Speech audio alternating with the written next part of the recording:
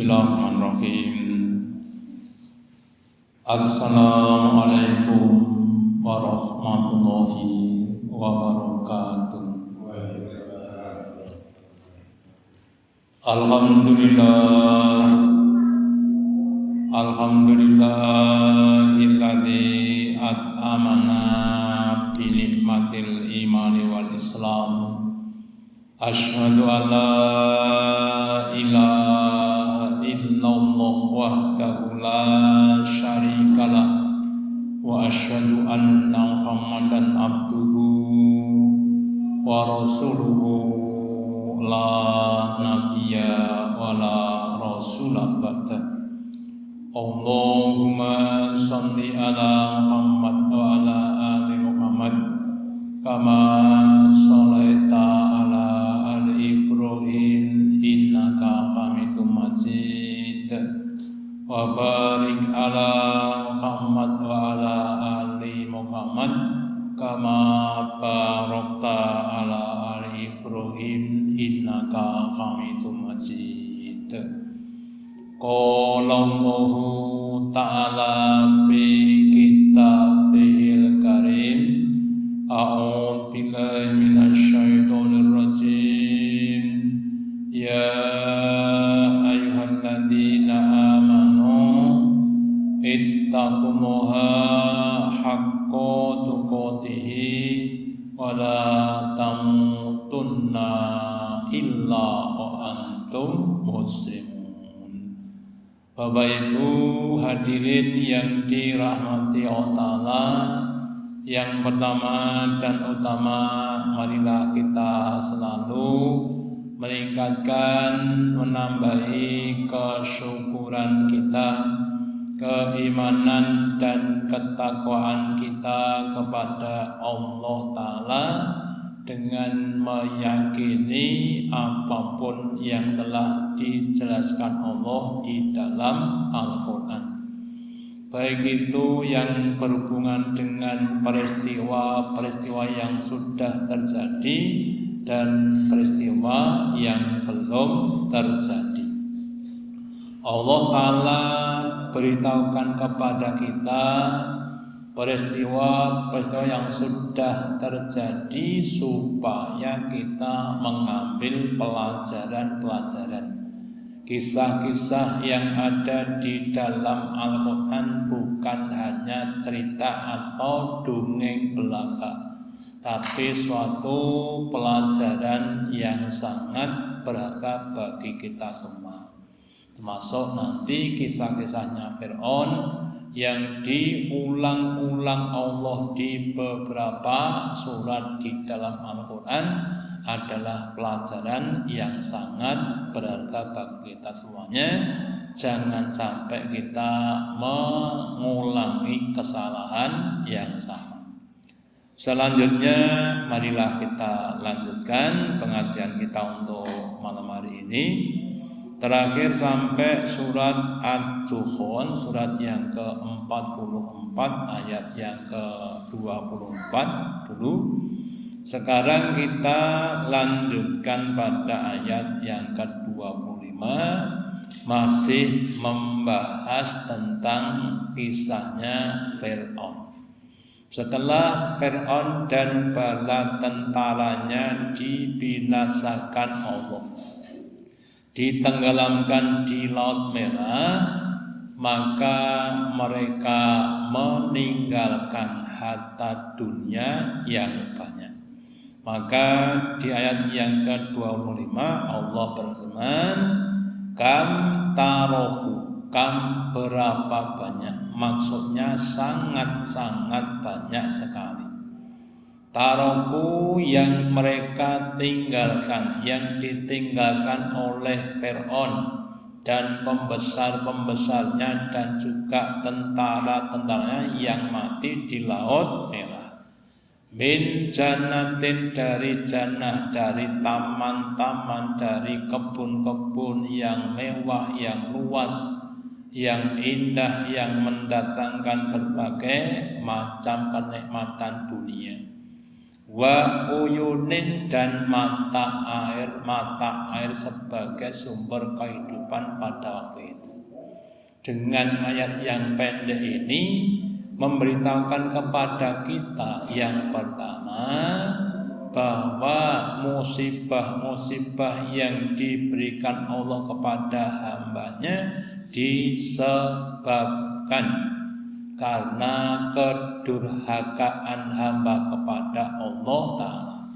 Maka juga dijelaskan bahwa ma asoba min musibatin fabima kasabat aidikum wa ya'fu an katsir.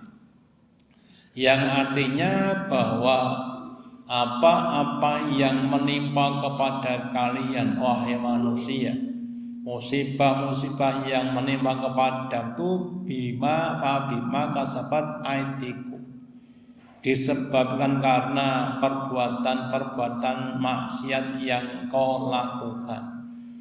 Wa ya'fu an katsir, itu saja Allah sudah memaafkan dosamu yang banyak. Apalagi kalau tanpa adanya permaafan dari Allah Ta'ala, maka bisa-bisa masa akan hilang, masalah hancur semuanya.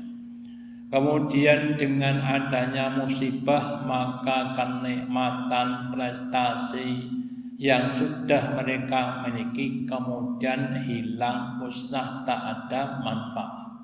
Nah, demikian juga kalau kita mempunyai kenikmatan apapun yang ada di dunia ini, kalau kita sudah meninggal dunia maka tidak ada manfaat. Maka sebelum kita meninggalkan dunia, mari kita manfaatkan kenikmatan dunia, harta kita dan yang lain sebagainya untuk berbakti kepada Allah Ta'ala, supaya ketika kita mati kemudian mendapatkan pahala. Kemudian beberapa contoh yang senada dengan kisahnya Fir'aun yang menjelaskan bahwa Allah mampu mengubah kenikmatan-kenikmatan yang sudah diberikan Allah kepada sebagian manusia, tapi karena kedurhakaannya kenikmatan itu akan diubah menjadi siksaan Allah Ta'ala. Salah satu negeri yang terkenal yang dikisahkan dalam Al-Quran adalah negeri Saba. Di surat Saba, surat yang ke-34 ayat yang ke-15 dan 16, Allah berfirman, laqad kana, sungguh-sungguh ada, li Sabain, di atau pada negeri Saba, fi maskanihim, di dalam tempat-tempat tinggal mereka, di dalam rumah-rumah mereka yang indah, yang banyak, ayatun, ada ayat, ada tanda-tanda keagungan Allah, ada tanda-tanda kekuasaannya Allah Ta'ala. Apa itu? Yang pertama adalah jannatani ayyami wasimal. Ada awalnya negeri Saba itu adalah negeri yang orang Indonesia mengatakan negeri yang gemah ripah loh jinawi, yang tak tukul kang sarwoti nandur, murah kang sarwoti nuku, negeri yang makmur, ya. Sebabnya apa? Sebabnya rezekinya keluar atau dihasilkan dari berbagai macam tanaman, dari kiri dan kan, bermakna dari berbagai macam sumber-sumber, ya. Kalau kita lihat juga di sebagian Indonesia juga begitu, wilayah-wilayah yang subur, yang makmur, yang tanamannya begitu banyak dan menghasilkan hasil yang banyak. Kemudian kulu min rizqi rabbikum waskurulah, ketika Allah Ta'ala membanyakkan, memakmurkan penduduk Saba dengan berbagai macam kenikmatan, utamanya tanaman, maka Allah perintahkan, dah sekarang kamu makanlah. Maka kamu konsumsilah kenikmatan rezeki dari Tuhanmu, washkurulah dan bersyukurlah kepada Tuhanmu yaitu Allah Ta'ala yang telah menjadikan negeri kamu baldatun thayyibatun wa rabbun ghafur, ya, suatu baldah negeri yang thayyibah, yang baik, ya, dan Allah memberikan ampunan, Allah memberikan berbagai macam kenikmatan. Nah, itu dilakukan dari pendahulu mereka. Lah kemudian di belakangan anak-anak turun mereka, ya, kemudian mengubah kebiasaan bersyukur yang sudah dilakukan oleh bapak-bapak, nenek-nenek mereka. Apa yang dilakukan a'rodu, maka mereka terus berpaling. Yang semula syukur kemudian sekarang kufur. Yang semula mereka banyak beribadah dengan rezeki yang melimpah, sekarang justru rezeki yang mereka digunakan untuk mempertahankan hawa nafsunya dengan berbagai macam kemaksiatan. Terus apa yang terjadi?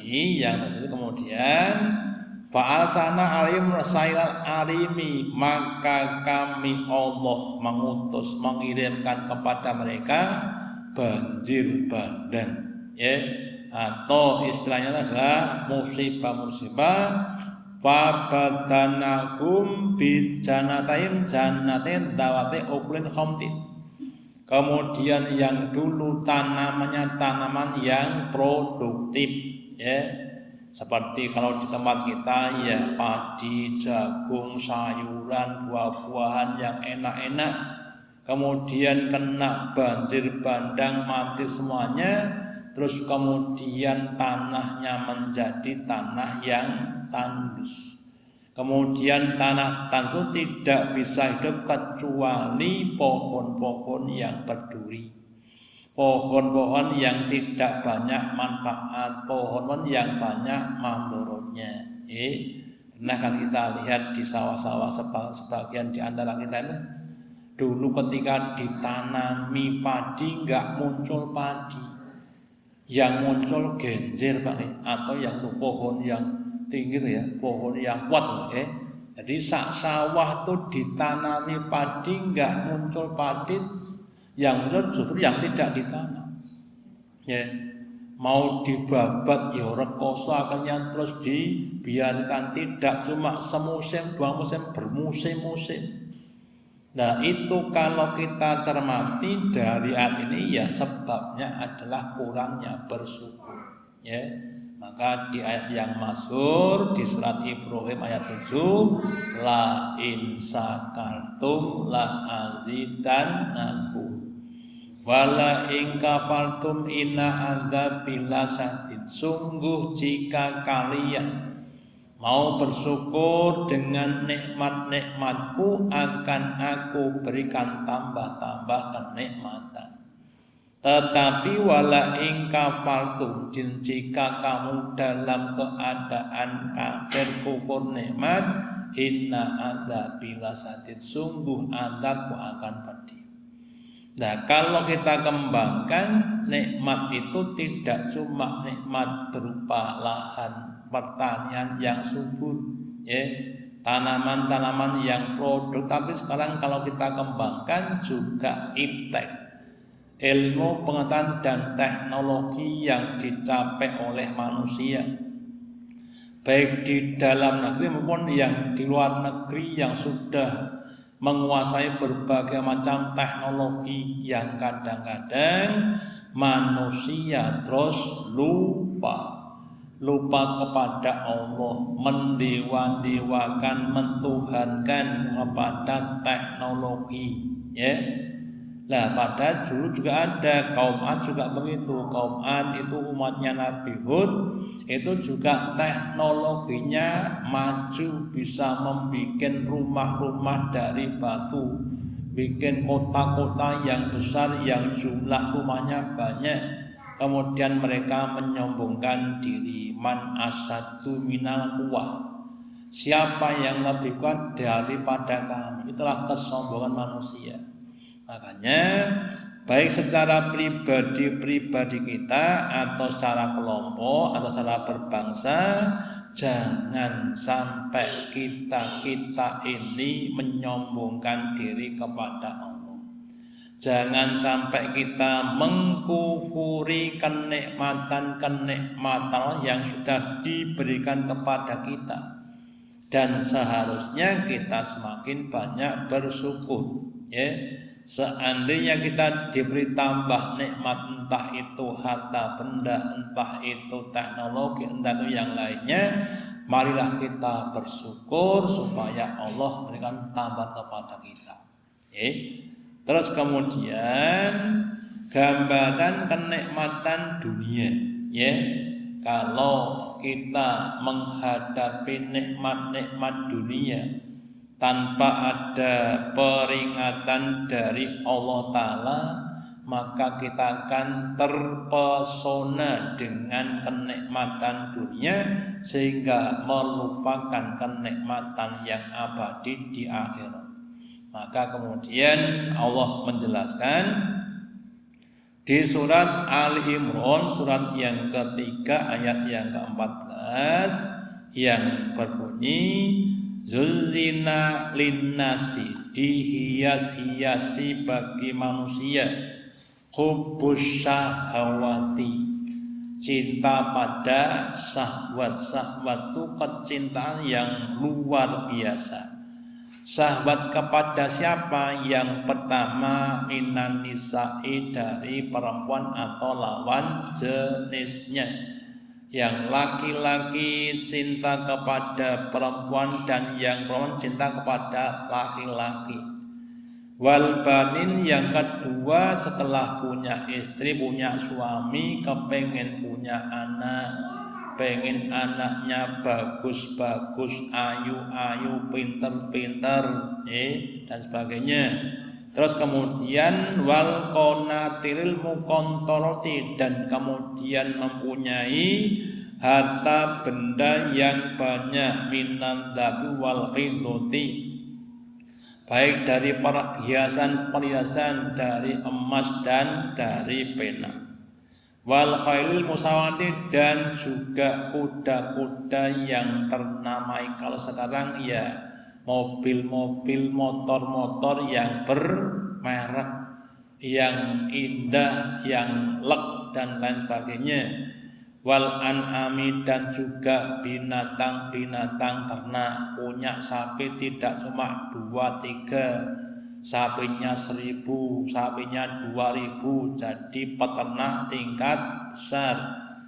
Kemudian wal harth, dan juga tanaman-tanaman, kebun-kebun, punya kebun sawit di Sumatera 100 hektar dan lain sebagainya. Dzalika mata'ul hayatid dunya, itu semuanya adalah kenikmatan dunia.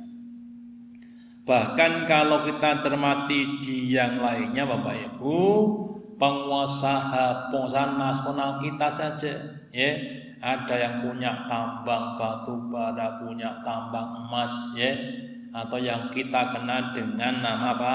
Konglomerat. Orang yang punya beberapa perusahaan yang besar sebagai sumber hidup atau sumber harta benda bagi mereka, yang kekayaan mulai dari 1 triliun sampai lebih dari 3.000 triliun. Orang kok sampai punya uang seperti itu, Tapi semuanya itu adalah dalikal mata'ul hayatid dunya. Itulah kesenangan dunia yang salah satu sifatnya adalah fana, adalah terbatas. Kenikmatan dunia itu nikmatnya terbatas, baik itu makanan, minuman, atau fasilitas yang lainnya. habis numpak mobil biasa, artinya mobil umum, terus numpak mobil mewah, rasanya bagaimana? Enak era zaman, ya. Coba sebenarnya naik situ mobil mewah 3 hari enggak turun, kira-kira gimana nikmatnya? Sudah enggak nikmat, ya itulah sifatnya dunia, ya. Lah maka kenikmatan dunia itu jangan sampai melupakan kita dari nikmat akhirat. Maka pada kalimat berikutnya dijelaskan wallahu indahu husnul ma'ab. Dan Allah Ta'ala di situ ada sebaik-baik tempat kembali, yaitu kehidupan di surga yang kenikmatannya jauh lebih besar dibandingkan dengan nikmat-nikmat dunia. Lah kalau kita hubungan dengan ayat yang kita bahas di surat At-Tuhan, Fir'aun itu juga begitu.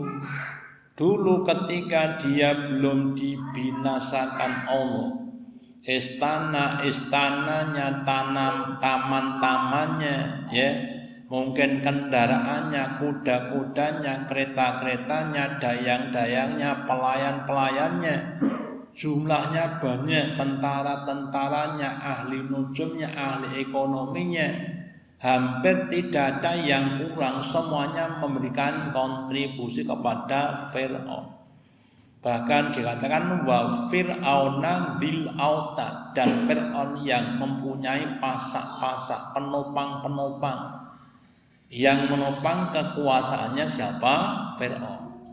Tapi pada titik puncaknya setelah dia mati, ya semuanya berakhir, ya, tidak ada manfaat. Bahkan yang saya sampaikan, Fir'aun itu ketika sudah meninggal dunia kira-kira jadi orang mulia atau orang terhina, ya. Bahkan orang dikatakan Fir'aun itu artinya dimuliakan apa dihinakan. Hei Fir'aun, kira-kira dimuliakan apa dihinakan Bapak Ibu? Dihinakan. Padahal dulu adalah seorang raja yang dimuliakan, tapi gara-gara kafir, mati dalam keadaan kafir, ya, mati dalam keadaan kufur kepada Allah Ta'ala, tidak beriman, matinya dalam keadaan terhina. Sehingga termasuk pada zaman sekarang, siapapun orangnya, dimanapun tempat tinggalnya, pada waktu apapun, penguasa-penguasa dunia, baik raja, presiden, kanselir, atau yang lainnya, kalau mereka itu kufur kepada Allah Ta'ala, maka akan dihinakan oleh Allah Ta'ala. Terus kemudian sedikit tip dari saya untuk menghadapi kehidupan dunia. Kehidupan dunia itu bagaikan jari kita yang ada di depan muka kita, ya. Kalau ini kita dekatkan begini, semakin dekat ke mata, maka jari kita akan semakin tinggi, semakin lebar, semakin menutupi pandangan kita dari pandangan yang jauh. Tapi kalau kita jauhkan dari mata pandang, jari kita akan semakin kecil, ya, sehingga yang sana akan tampak. Lah demikian juga kalau kenikmatan dunia itu kita dekatkan dengan mata kita, maka mata hati kita akan tertutup dengan kenikmatan dunia, sehingga nikmat akhirat tidak akan tampak. Tapi kalau kenikmatan dunia itu kita jauhkan dari mata hati kita, akan semakin kecil dan akhirnya nikmat akhirat akan semakin tampak. Contoh, bab makan. Kalau orang yang kalau dalam bahasa saya senengane keplek ilat, keplek ilat, senengane jajan. Makanan, masakan apapun dari yang tradisional sampai yang internasional sudah pernah dicicipi. Dari yang kelas bintang 5 sampai tidak berbintang, ya. Dari yang kelas restoran sampai warung pinggir sudah diisi semuanya. Maka bagi mereka nikmat makan adalah nikmat yang paling utama. Ya. Tapi bagi orang-orang yang sederhana, mangan ki jane ngopo to? Sing penting lah kena dinggo ibadah. Gitu?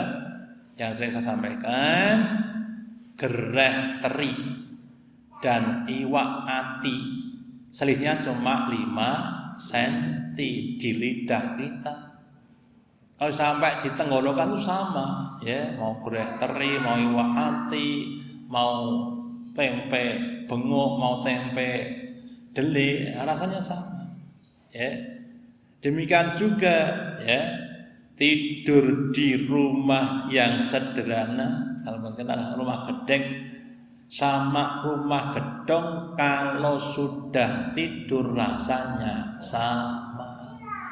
sama-sama orang kroso wong turu kok, gitu. Atau yang lainnya Bapak Ibu.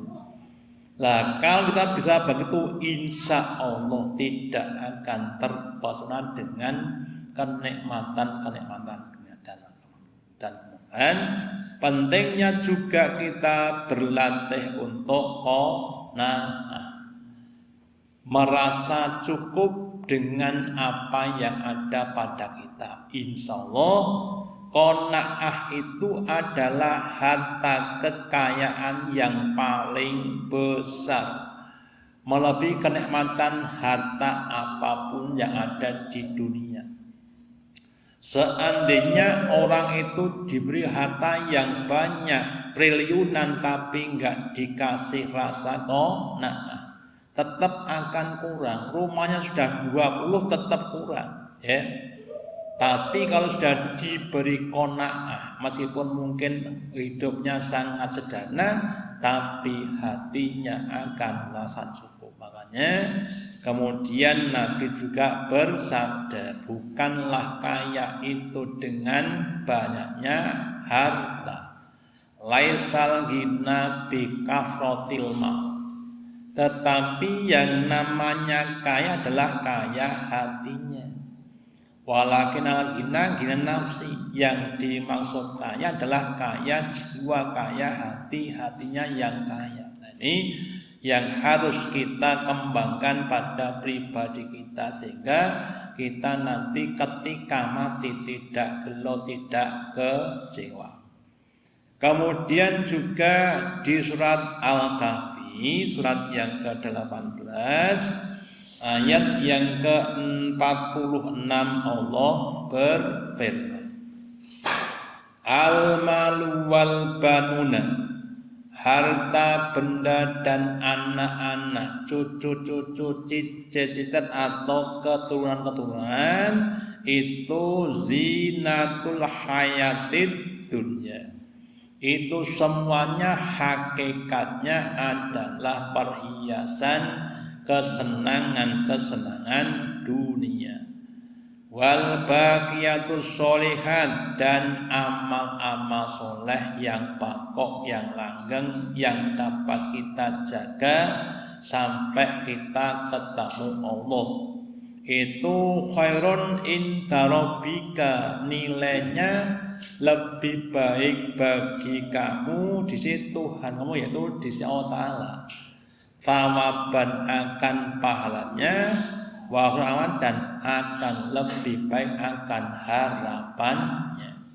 Ada dua orang namanya si A dan si B, ya. Si A ini adalah orang yang kaya harta, rumahnya mewah, mobilnya mewah, anaknya pinter-pinter, anaknya cantik dan ganteng, istrinya cantik, dengan berbagai macam nikmat-nikmat yang lainnya. Sementara si B itu adalah orang yang sederhana hidupnya di dunia, tapi banyak amalnya. Dia orang yang ahli sholat berjamaah, ahli baca Al-Quran, ya, ahli sedekah, ahli puasa, orang yang biasa bangun malam dan lain sebagainya. Mungkin ketika masih di dunia ya seakan-akan nikmat atau lebih utama. Kenapa? Karena memang di dunia nikmat dunia. Tetapi besok ketika kembali kepada Allah Ta'ala, maka kenikmatan si B itu lebih mulia dibanding dengan kenikmatan si A. Ya, makanya jangan sampai kita terpesona dengan nikmat dunia. Ada kisah juga di surat Kahfi ini ya, di kisahnya Israiliyat, ada dua orang yang bersahabat. Ya, yang satu yang ini orangnya kaya, ya, bahkan di kisah yang lebih lanjut itu sama-sama punya uang 4.000 dirham. Si A dan si B. Bagi si A yang pertama 1.000 dirham pertama dibelikan rumah yang mewah. Kemudian ketika sudah beli rumah, si A tadi bilang sama si B, B, kamu tempat saya beli rumah mewah. Kemudian ketika si B datang di rumah si A, kemudian dia melihat keadaannya, terus dia pulang. Ya, uang 1.000 dirham miliknya si B itu disodakokan dengan ucapan, ya Allah, teman saya si A sudah membeli rumah mewah di dunia, maka dengan 1.000 dirham ini aku beli rumah kamu di surga, disodakokan. Yang kedua, si A menginvestasikan uangnya 1.000 dinar untuk mencari istri yang cantik dengan berbagai macam perhiasannya. Si B dipanggil lagi, ya ketika nikah, loh B, saya punya istri yang cantik dengan berbagai macam keindahannya. Si B itu ketika sudah melihat itu terus pulang, ya, kemudian sedekah 1.000 dinar dengan ucapan, ya Allah, teman saya si A telah memiliki istri yang cantik dengan uang 1.000 dinar. Maka dengan 1.000 dinar ini aku ingin memperistri bidadari yang ada di surga. Terus kemudian 1.000 yang ketiga diberikan A, tanaman-tanaman, kebun-kebun yang rindang dan lain sebagainya. Terus si B juga begitu, menginfakkan 1.000 dinar untuk kebun-kebun yang ada di surga.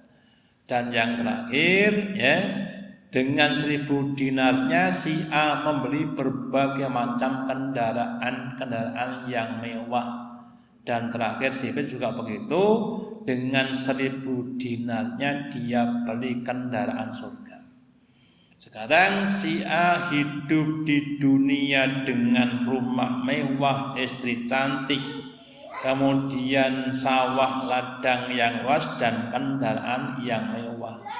Sementara si B uangnya habis seakan-akan tidak punya kenikmatan dunia. Terus beberapa waktu kemudian si A mati, si B juga mati. Pertanyaannya, apa yang dimiliki oleh si A?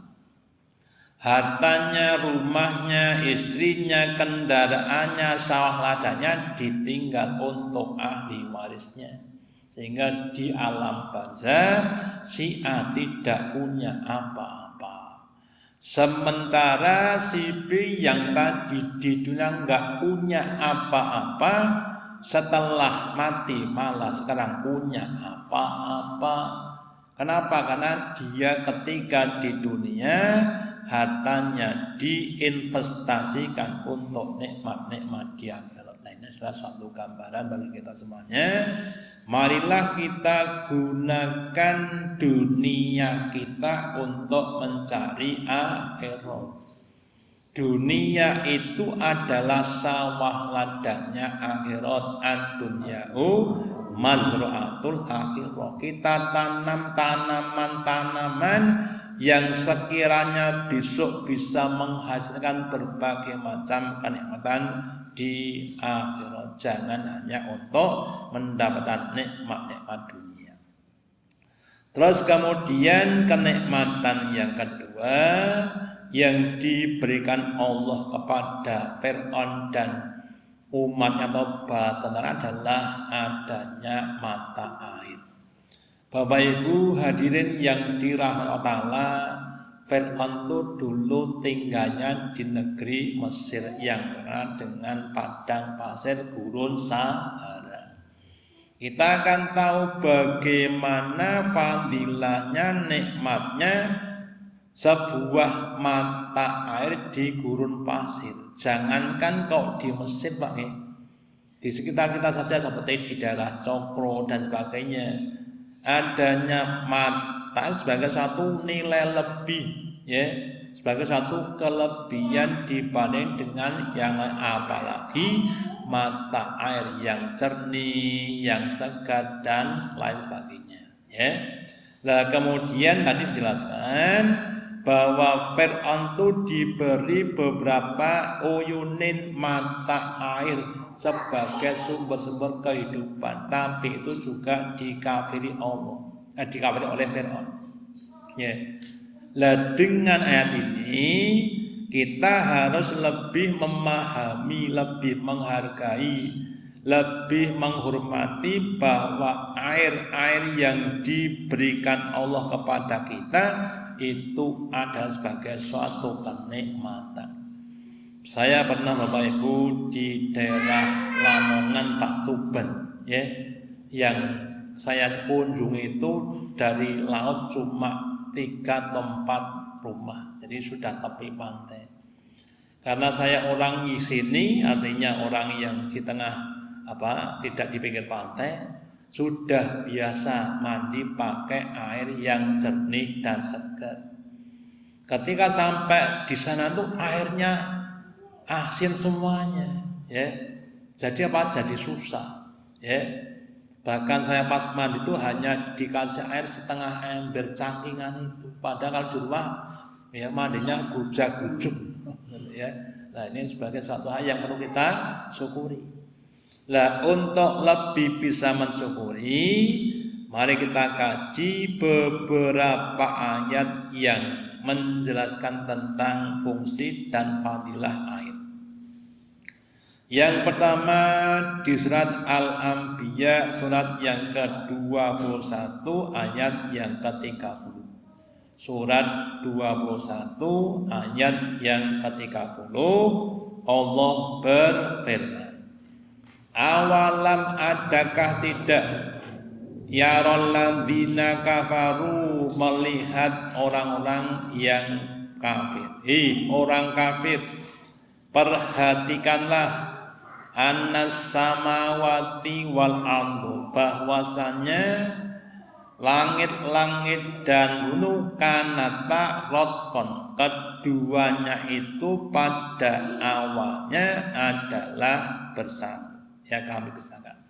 Kemudian fafaktnahnahuma, kemudian dari yang satu itu dibelah, dipisahkan menjadi 2 bagian. Yang langit diataskan, yang bumi diturunkan. Setelah terpisahnya langit dan bumi, waja'na minal ma'i kullasain, dan kemudian Allah Ta'ala turunkan air dari langit, dan dengan air itu Allah Ta'ala menciptakan, menumbuhkan berbagai macam hal, berbagai macam perkara ataupun makhluk-makhluk, ya, hayin menjadi hidup. Ada tanaman mati dikasih air menjadi hidup dan lain sebagainya, ya. Sehingga dengan air ini sebagai sumber kehidupan, afala yu'minun, adakah maka mereka sama beriman. Maksudnya kalau orang kafir itu mau memahami tanda-tanda keagungan Allah yang mampu menciptakan langit, bumi, dan kemudian menurunkan air dari langit, dan dengan air tadi diciptakan kehidupan, maka orang kafir itu akan beriman. Contoh Pak Ngapunten, ini sebagai kisah saja, kisah. Suatu saat ada pendekar, Pak. Pendekar yang sedang melanglang buana. Kemudian dia mampir di satu kedai, kemudian di kedai tadi ada beberapa orang jahat, orang Belanda. Terus ketika si berandal-berandal itu akan mengganggu si pendekar tadi, maka pendekar itu mencabut pedangnya. Di depannya ada meja, di atas meja ada piring, di atas piring ada beberapa lalat. Terus dengan pedang tadi, pendekar tadi membabat lalat dan lalatnya mati, Pak. Lalat itu kan binatang yang kecil, itu saja kena pedang mati. Artinya pendekar tadi mampu untuk membabat lalat tadi. Terus berandanya sama mundur teratur. Kenapa enggak jadi membunuh pendekar? Lalat saja disabut pedang mati, apalagi saya. Itu namanya orang yang mau memahami tadi. Kalau Allah menciptakan langit bumi mampu, menurunkan air mampu, menghidupkan semua dunia mampu, ya. Berarti Allah zat yang maha hebat, seharusnya beriman. Lah kalau melihat tanda-tanda seperti itu tapi tetap tidak beriman, berarti ya bodoh tenan. Ya demikian tadi. Kalau beranda tadi melihat si pendekar mampu untuk membabat lalat, terus kemudian berandanya tetap nekat menyerang pada pendekar, kira-kira apa yang terjadi? Ya jelas berandanya akan dibunuh oleh pendekar yang sakti tadi. Nah demikian juga Allah zat yang maha sakti, zat yang maha kuasa. Kalau manusia itu tidak mampu untuk memahami ayat-ayat qauliyah dan kauniyah, maka Allah akan membinasakan manusia. Nah untuk itu mari kita semuanya berusaha untuk semakin mensyukuri nikmat-nikmat air yang ada pada kita, yang sudah dianugerahkan Allah kepada kita. Ketika kita minum monggo minimal kita membaca basmalah dan hamdalah, itu sebagai bentuk syukur kepada Allah. Kalau kita tidak mau dan tidak mampu mensyukuri nikmat-nikmat air, terus nanti kalau Allah mengubah rasa air dari yang segar menjadi yang asin, kira-kira kita rugi enggak? Hujan yang turun bukan hujan yang segar tapi hujan yang asin, atau hujan yang membuat berbagai macam kebinasaan, kan akan jadi rekoso. Makanya kalau pas turun hujan kita juga diharapkan berdoa, Allahumma shayban nafi'an. Ya Allah, jadikanlah hujan ini deras dan bermanfaat. Jangan dicela hujannya, tapi didoakan semoga dapat mendatangkan berbagai macam keberkahan. Kemudian selain di surat Al-Anbiya ayat 30, Allah juga menjelaskan pada surat Al-Waqiah, surat yang ke-56 ayat 68 sampai 70. Allah berfirman, afara'aitum ma'alladzi tasrafu, wahai manusia, apa atau bagaimana pendapat kamu tentang air yang kau minum? Antum anzaltuhu minal muzni, apakah kamu yang menurunkan air dari mendung atau awan? Am nahnul munzil, ataukah kamu yang menurunkan? Jadi yang menurunkan air dari langit itu siapa? Apakah kamu atau kami? Allah Ta'ala. Suatu pertanyaan yang tidak butuh jawaban, yang jawabannya sudah jelas bahwa yang menurunkan adalah Allah Ta'ala. supaya manusia mengakui keunggulan Allah atas mereka. Terus berikutnya lau nasa'u ja'anu ujajan. Seandainya kami Allah itu menghendaki, maka air hujan itu tidak dirasakan dengan segar, tapi ujajan kami bikin menjadi air hujan yang asin. Kalau atas maka kenapa tidak kamu bersyukur? Maksudnya seharusnya kamu bersyukur.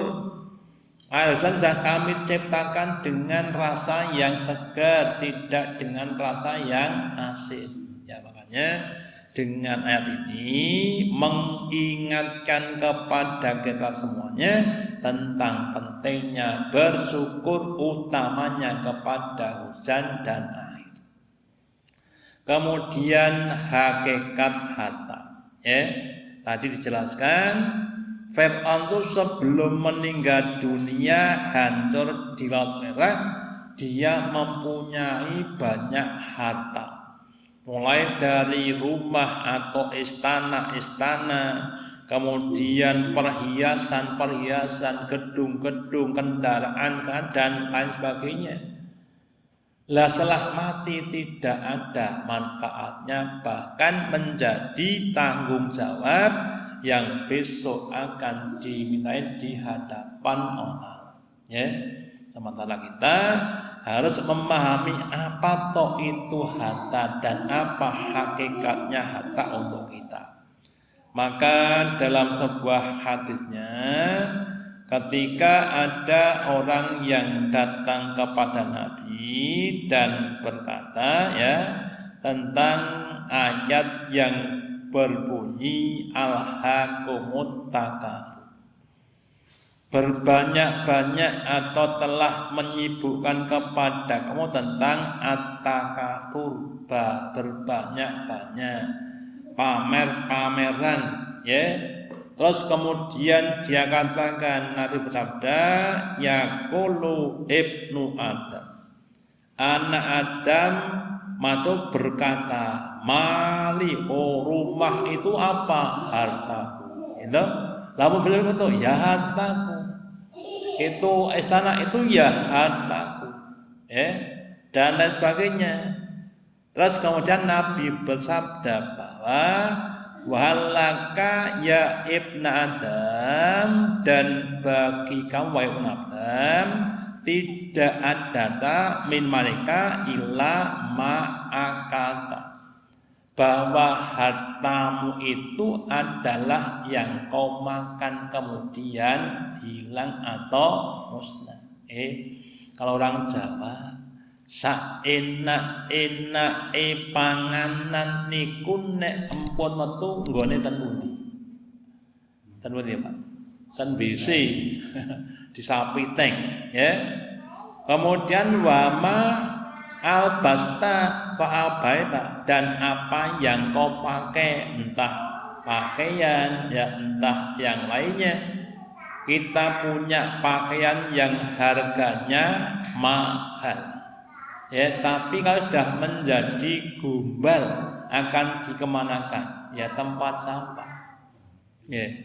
Atau nanti di kalimat yang lain dikatakan bahwa hartamu itu bukan yang kau miliki, tapi harta adalah yang kau nikmati. Punya mobil 15 yang dinaiki berapa? 1. Jadi yang dimiliki 15 tapi yang dinikmati cuma 1. Jadi hartamu itu bukan yang kau miliki tapi yang kau nikmati. Hartanya 1 triliun, hanya pakai, tapi yang dinikmati cuma 1 miliar. Berarti yang 999 miliar itu bukan hartanya. Karena yang dinikmati cuma 1 miliar. Lah padahal yang dipertangkan tidak cuma yang dinikmati, termasuk juga yang dimiliki tadi. Makanya bagi orang-orang yang beriman, harta yang paling baik adalah amal-amal yang besok akan menyelamatkan di hadapan Allah. Kemudian harta yang Allah berikan kepada hambanya kadang-kadang akan menjadikan petaka bagi hambanya. Kenapa? Karena kesombongannya. Ya, banyak orang-orang yang sombong karena harta kemudian dibinasakan Allah karena hartanya tadi. Ya, dalam surat Al-Kahfi ini tadi yang saya sampaikan ya, di surat Al-Kahfi kisahnya dua orang tadi ya.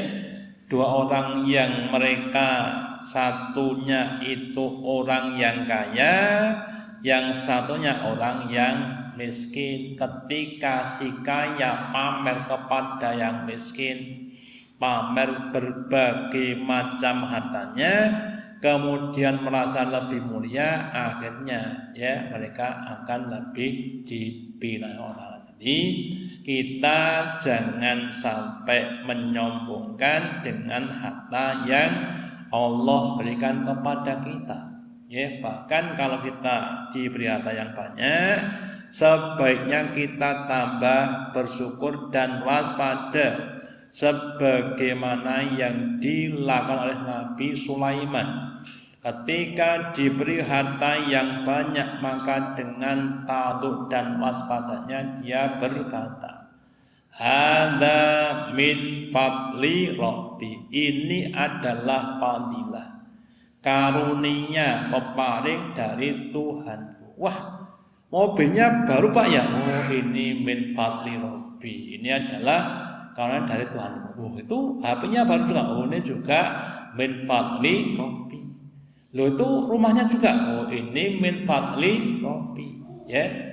Ini anaknya ya kok kita sekali ini min fadli Rabbi. Ya. Jadi seakan-akan kita tuh memang nggak punya apa-apa. Semua yang ada pada adalah min fadli Rabbi. Yang kedua apa? Liyabluwani, untuk nguji kepada harta yang banyak. Kebanyakan orang cuma dipandang dari sudut kenikmatan, jarang yang memandang dari sudut apa? Ujian. Lah makanya orang beriman itu orang yang mata pandangnya lebih apa? Lebih tajam. Dia tidak hanya memandang harta sebagai nikmat, tapi juga sebagai ujian.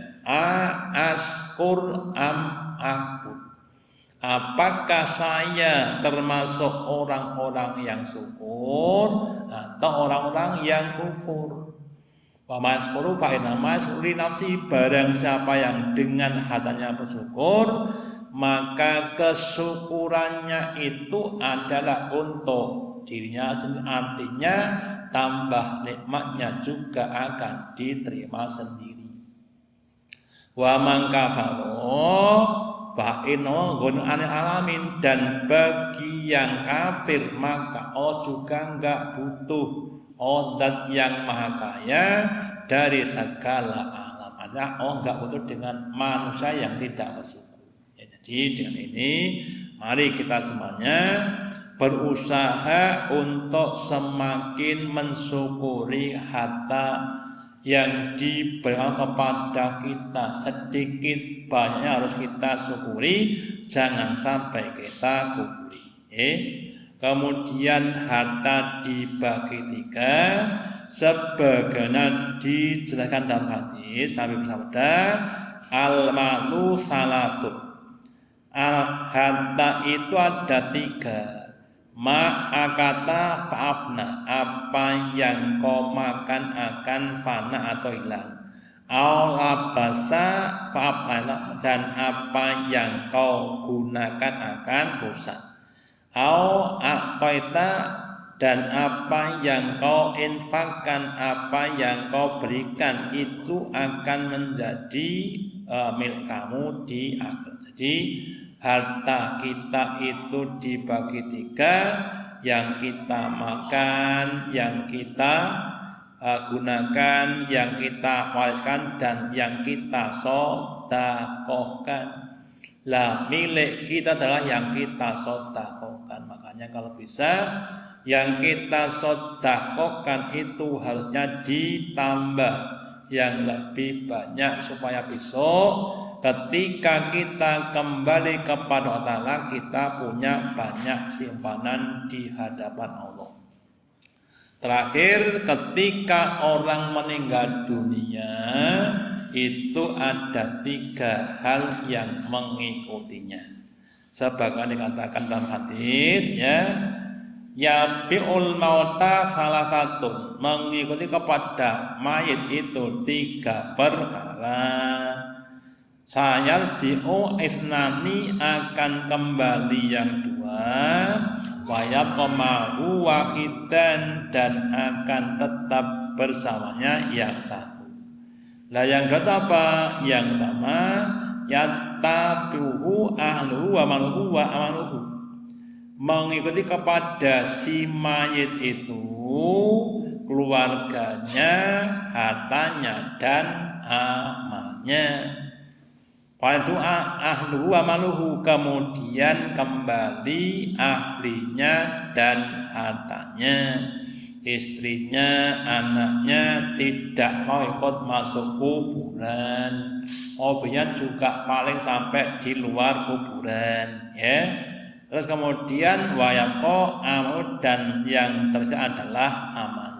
Jadi besok yang mengiring kita sampai di alam barzah itu bukan harta kita, bukan keluarga, tapi amal kita. Makanya mumpung masih di dunia, masih sempat untuk beramal, mari kita semuanya beramal dengan amal yang sebanyak-banyaknya. Semoga Allah Ta'ala memberikan kepada kita petunjuknya, melembutkan hati kita, memberikan kekuatan bisa beramal dengan istiqomah, sabar dan ikhlas sampai akhir hayat. Amin. Demikian yang dapat saya sampaikan, semoga ada manfaatnya.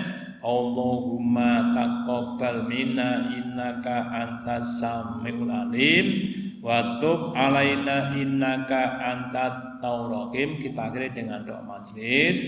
Subhanakallahumma bihamdika asyhadu alla ilaha illa anta astaghfiruka wa atubu ilaik. Wassalamualaikum warahmatullahi wabarakatuh.